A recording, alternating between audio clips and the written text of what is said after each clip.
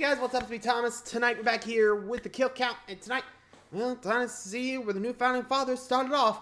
We got the First Purge. Yeah, it's pretty much the origin story of the Purge and the new founding fathers, so we're about to see how they came to power and see how the First Purge went. So, without any further ado, let's see how they did. Be sure to like, subscribe for more. Hope you enjoy. Let's go.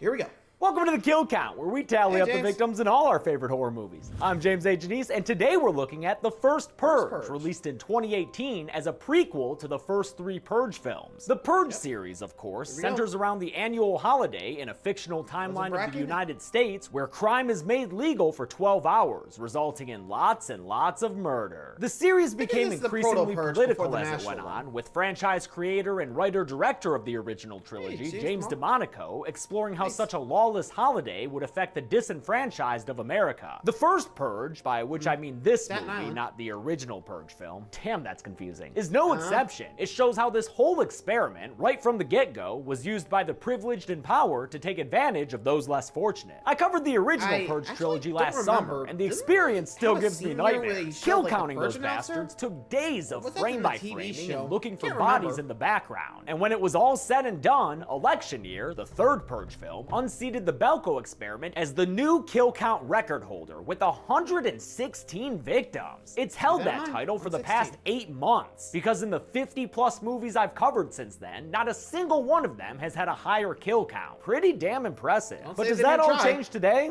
Well, there's only one way to find out. Let's get to the kills. Let's begin.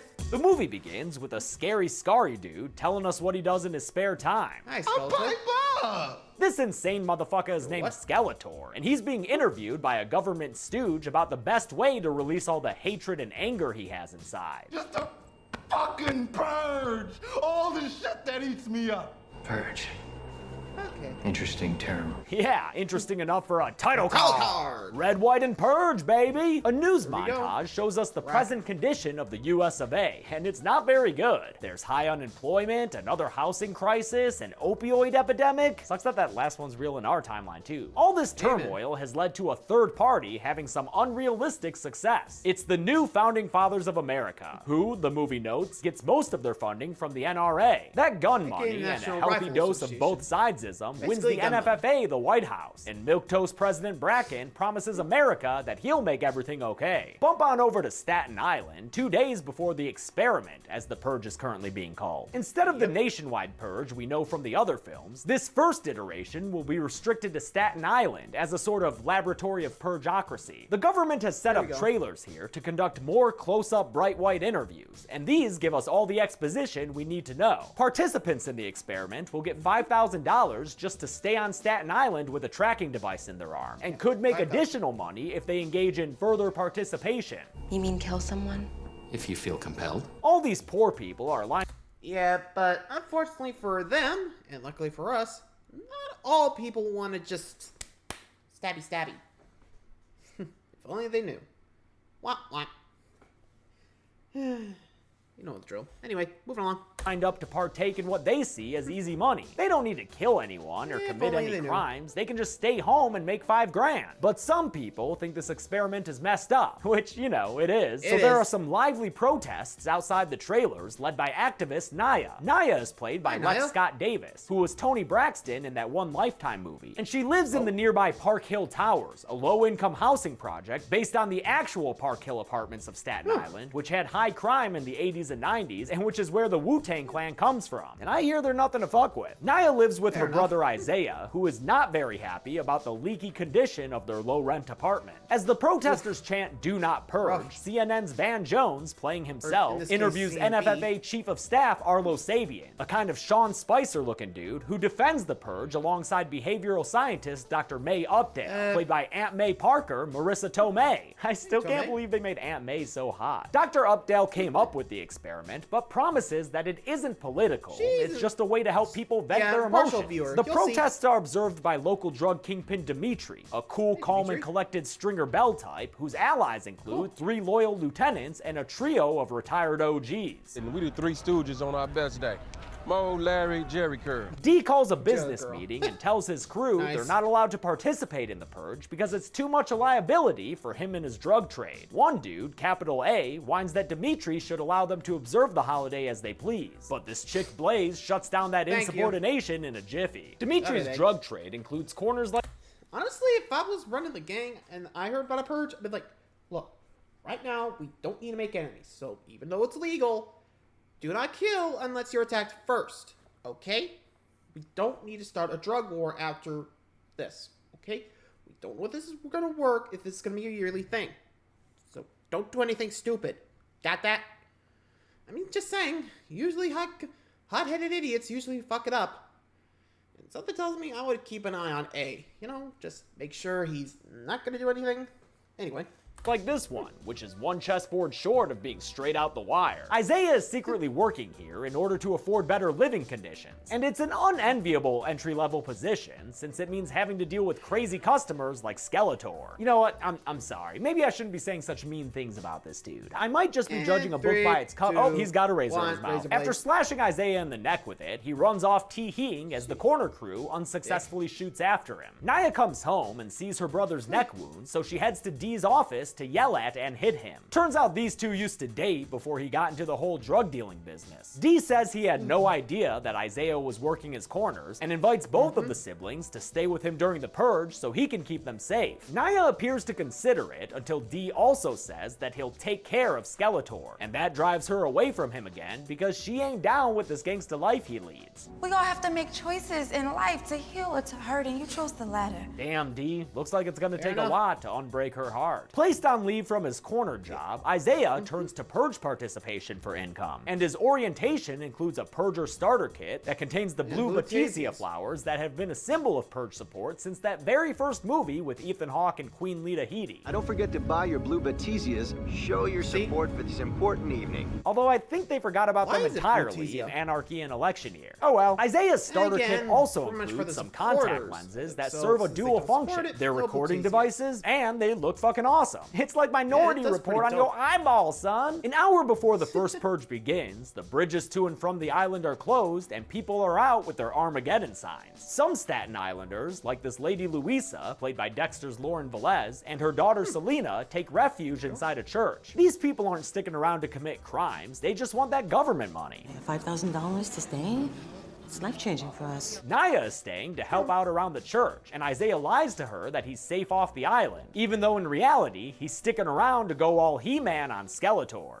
Did you say Skeletor? Everyone from the sinners to the saints watches on TV as President Bracken counts down to that classic Purge emergency broadcast, which concludes with the by now iconic Purge sirens. Damn, I love that scary ass noise. Oh, also fun fact, this movie doesn't have Edwin Hodge, who played the Stranger slash Dwayne Dante Bishop in the first 3 movies. Because he's not around, Cindy Robinson, voice of the Purge announcement, is now the only actor to be in every Purge movie so far. May God be with you all. Isaiah heads out. Like I said, I think they actually planned this. Like, again, I'm not too sure they show it in this film or in the TV show. I don't remember. But, yeah, they were looking for an announcer, because they knew, like, it was going to be a yearly thing no matter what. And they were going to make it work. You'll see. Just watch. Also, if I was the Purge, I mean, in the island during the Purge, I would make sure I at least have, like, a setup. Like, in case anyone starts going out. Like, if they need, I mean, we could do robberies, but no murders, huh? Unless it's self-defense. That's it. I mean, I'm just going with Dimitri here, but you know the deal, right? Just be careful. Anyway. To look for Skeletor and witnesses a bevy of sights, including glowy-eyed people creepily staring at him through their windows, and my personal favorite of this movie's side characters, these 2 women listening to Daz Band and pushing around a shopping cart full of baby dolls. Damn, these ladies are loving it. Turns out their baby dolls are explosives that they line the street with, and they nearly end up purging Isaiah just for kicks. Sadly, that's all we get of these gals, but they are a hoot. Other, more consequential antagonists are also prepped for purging. Capital A, that purge-hungry dealer in Dimitri's crew, gives a perspiring speech and pumps his crew up with rhetoric and recreational drugs. Meanwhile, Skeletor, who's a huge Dream Warriors fan, doesn't need a crew, and instead psychs himself up all on his own. Skeletor's purge is on. He heads out to where this one dude is trying to rob an ATM with impunity, and secures the first kill of the purge and the kill count by stabbing the guy with his knife. You see me, NFFA? Yeah, you're kinda hard to miss, man. You're 6'2" with head scars and glowing eyes. But so far, Skeletor is the only person interested in murder. A pawn shop does get robbed, but besides that, most people are just chilling and not killing. They're even having raves, as the NFFA discovers. Isaiah runs into his friend slash corner manager Kels, and the two of them go to one of these purge parties, which looks like a block party I would have gone to in college, erroneously thinking I was cool enough to be there. You can't hang with no cheetah ladies, college James, what you thinking? This party's vibe is about to get harsh though, cause here comes Skeletor pretending to be Fred Krueger some more.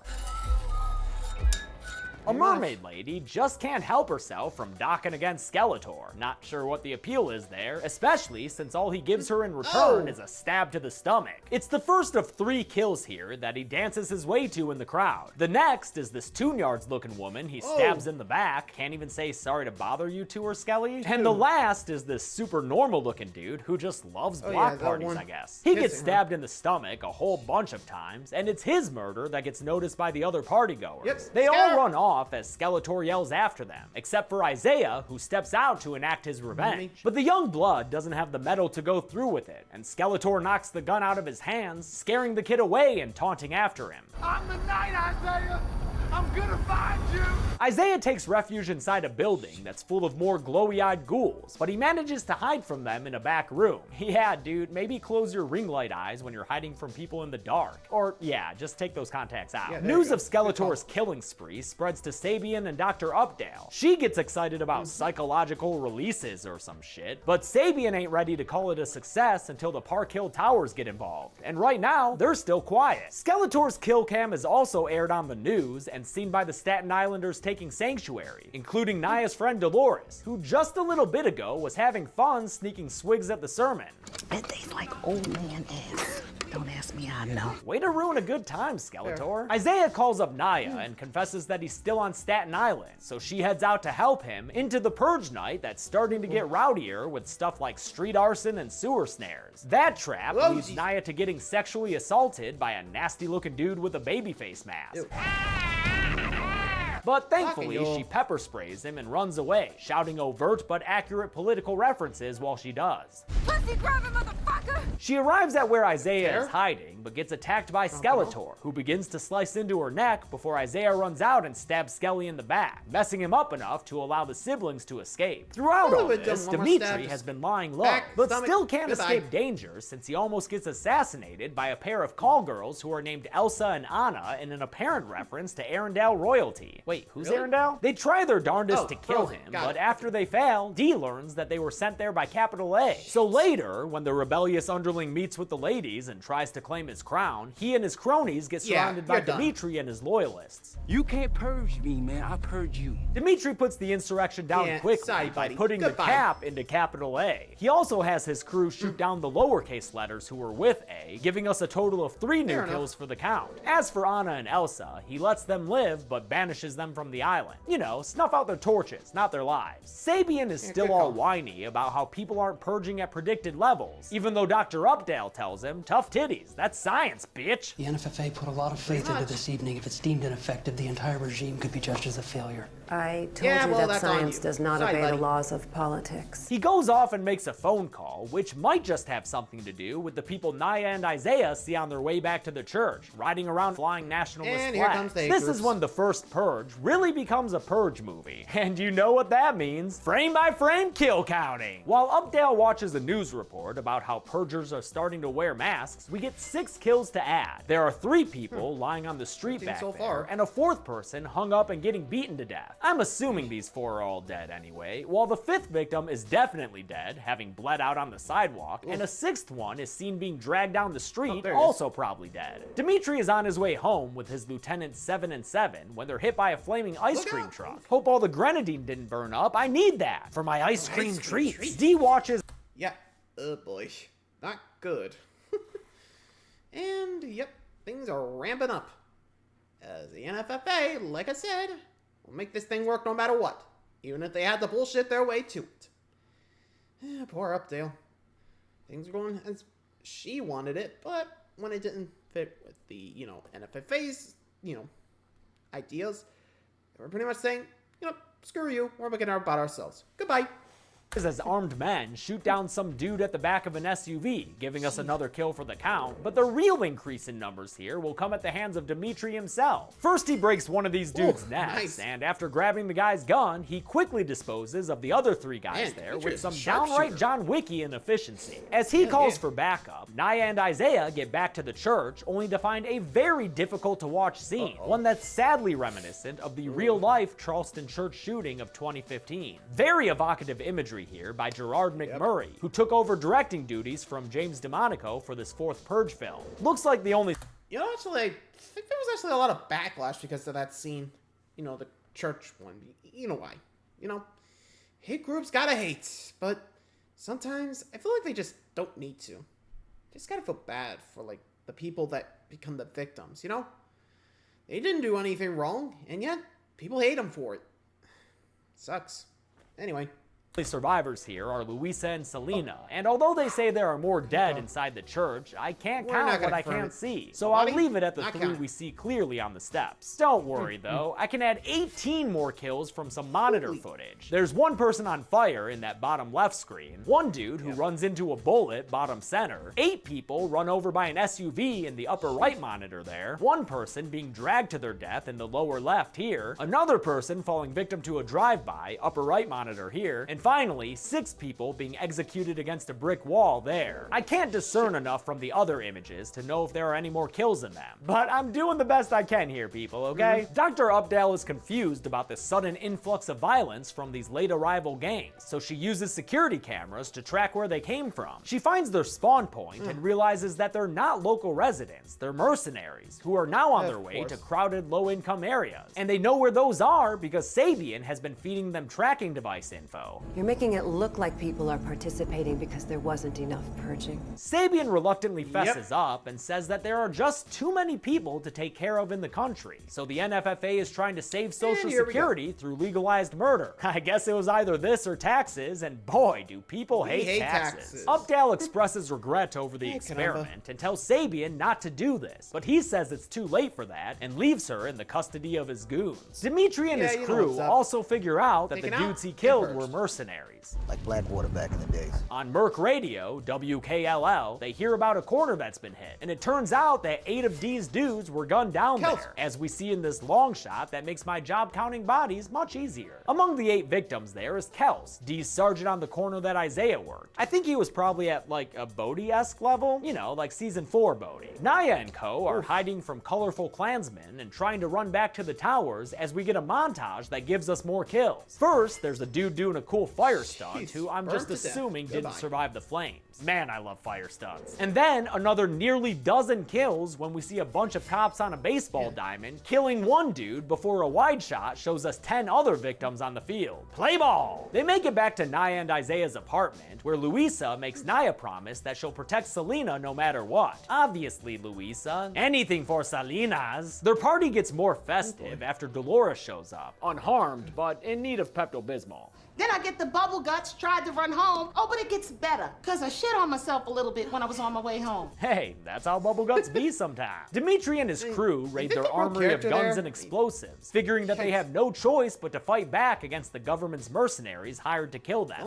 Our neighborhood is under siege, gentlemen, from a government who doesn't give a shit about any of us. They head out to reclaim their neighborhood from evil fucks like Sabian, who's currently making sure that Dr. Updale is taken care of. Kind of a nice thematic parallel to how Dimitri the criminal talked about doing the same thing earlier. Dimitri intercepts a Merc report about an armed resistance, so they head to the site where Klansmen are attacking those 3 OGs we met earlier. During the shootout, the Klansmen shoot and kill 2 women and then 2 dudes who are in there fighting with the 3 kings. A 5th body, a dude, is also seen on the floor as the guys try to take cover. After the kings run out of ammo, their approaching attackers are stopped by a smoke grenade? How am I supposed to count these kills if I can't even see them? Guess I'll do we my gotcha. best and forget the rest. And my best counting determines that 13 evil Klansman bastards get killed by Dimitri and his gang here. It happens through a variety of means, mostly shooting and stylized smoky shots, but there's also a fair amount of throat slitting, stabbing, torso slitting. I mean, honestly, Man, it's a grab bag of kills. it's And it all really happens effective. in only 30 seconds. Hot damn. D and his crew come out of the fog like ghost fast. pirates and rearm the old timers go. before hearing on the radio Let's that go. the mercenary teams are headed to the Park Hill Towers. Back to the ghost pirate ship we go.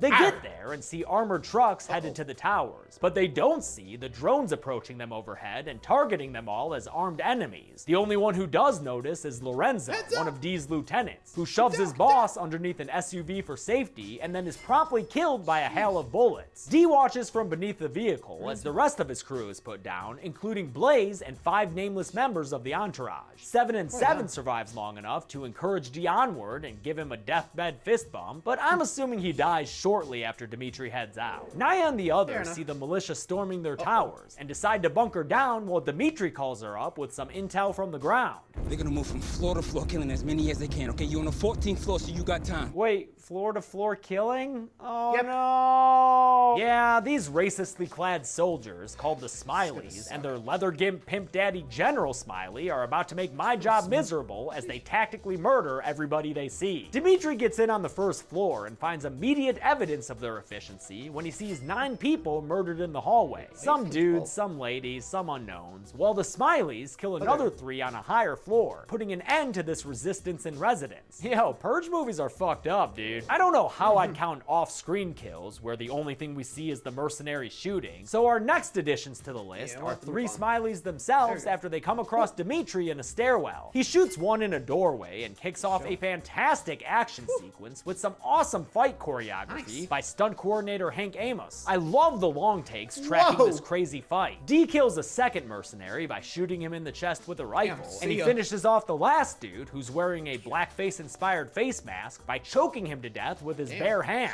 Fuck all my neighborhoods. This fucker looks like he'd be a member of the Brood. As the mercenaries move throughout the tower, we see another 9 bodies in another hallway. I wish they'd make it clear what floor these dudes were on, because it would add to the dramatic tension as they go higher and higher in the tower. All we know is that Dimitri is lower than them. Wait, hold up, go back, pause. God damn it, there are a bunch of blurry bodies back there. What is that, 6? 6, I think. Could I get a rack focus here? Come the fuck on. Oh, and even though I see 3 more bodies in the background by a bicycle here, turns out those are the same 3 victims we saw get gunned down earlier. Continuity error? I don't know, but I won't put them on the count again since they'd be duplicates. Gotta love kill count in the Purge. D finds a power box and shuts that shit down, which allows him to get the jump on a group of Smileys and kill 6 of them. The first 2 by slitting their throats with a knife between flashes of an alarm light, and the remaining 4 by stealing a gun and shooting them down with it. After he takes off though, we see that the leather daddy has survived.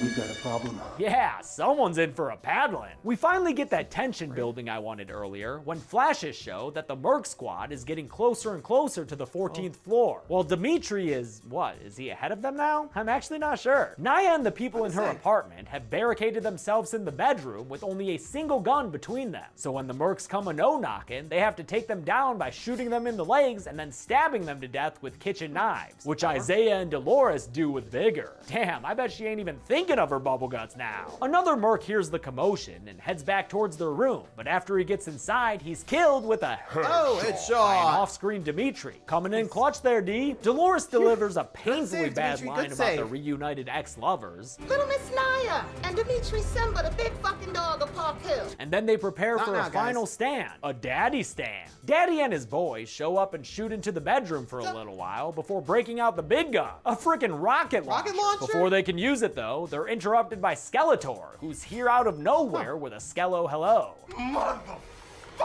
After that first guy, Skeletor seems to kill 3 more Smileys with his knife, but I think they double filmed the action here, because all 3 of the dudes he stabs appear to be alive again when they turn around and shoot him. So I won't count them as dead right now. So, we'll only count the first Smiley and Skeletor himself at this point. But don't worry, those other Mercs get their just desserts after Naya throws an explosive at their feet. D takes a gut shot from General Smiley, but still hits the explosive with a bullet. So now I'll count the remaining Mercs in that room as dead. There's General Smiley Leather Dad for sure, and then I think he had 5 Smiley boys with him. We can count them in that shot from Skeletor's perspective a second ago. Dee and Naya survived the explosion thanks to a fireproof mattress, and the others are okay because they were inside a fireproof closet. Okay, surviving explosions is easy, I guess. Dee is injured, but not critically. And although Naya and Isaiah's apartment is now even shittier than before, a blaring siren confirms that the Staten Island experiment has concluded.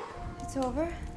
For now. They all go outside where there are other survivors being helped, and Dimitri makes a promise to fight for their rights, even though some of these people are already getting back to everyday life. The movie ends with that dope-ass Kendrick Lamar song and a mid-credits press conference from Sabian singing praises of the Purge. We're considering a nationwide purge, as the people are now calling it, as early as next year. Will the birth of the Purge take the crown for most kills? Let's find out at the numbers, right after I read about the Staten Island experiment, because it offers a solution to the pain in my lower back and the never-ending late fees. So that sounds pretty good.